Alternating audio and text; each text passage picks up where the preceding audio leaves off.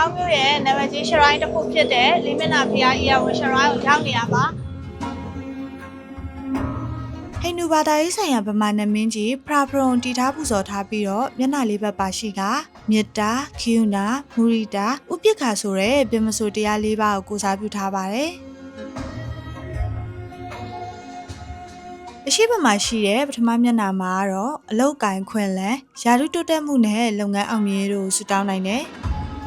တောင်ဘက်မှာရှိတဲ့ဒုတိယမျက်နှာမှာတော့အိမ်အောင်ရေးအချစ်ရေးနဲ့လူမှုဆက်ဆံရေးတို့ဆူတောင်းနိုင်တယ်။အနောက်ဘက်မှာရှိတဲ့တတိယမျက်နှာမှာတော့စီးပွားရေးငွေကြေးဆိုင်ရာကံကောင်းခြင်းနဲ့ပစ္စည်းဥစ္စာတိုးပွားရေးတို့အတွက်ဆူတောင်းနိုင်တယ်။မြောက်ဘက်မှာရှိတဲ့စတုထမျက်နှာမှာတော့ကျန်းမာရေးဘေးအန္တရာယ်ကင်းရှင်းရေးနဲ့မိသားစုချမ်းသာရေးတို့အတွက်ဆူတောင်းနိုင်ပါတယ်။ပန်းနေအမွှေးတိုင်းနဲ့ကတ်ချင်တယ်ဆိုလို့ရှိရင်တော့ cash ကိုတည်တဲ့ယူဆောင်လာပေးဖို့လိုတယ်ပေါ့နော်။ဦးကတော့ဖန်မဲရှိတဲ့အတွက်ကြောင့်မဝယ်ခဲ့ရပါဘူး။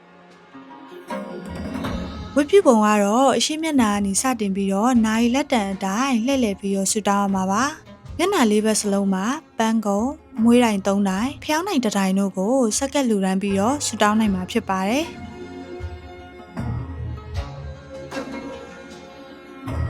အစင်လာရဆူတောင်းနေပြေးဝပြီးပါကဖះเจ้าထဲမှာရှိတဲ့ထိုင်းဥရအကာအဖွဲနဲ့ကပြဖြော်ပြီးတော့ကျေးဇူးတင်ကြောင်းပူဇော်ရမှာဖြစ်ပါတယ်။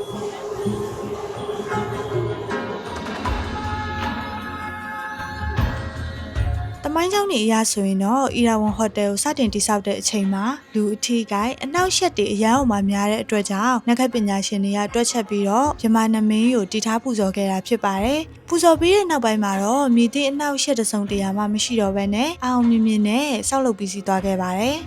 ။နောက်ပိုင်းမှာတော့ဆွတောင်းရန်ပြည်လွန်တာမို့လို့နိုင်ငံတွင်းသာမကဘဲနဲ့ပြည်တွင်းပြည်ပခီးသွားတွေပါလောက်ပူမျှော်ကြရပါတယ်။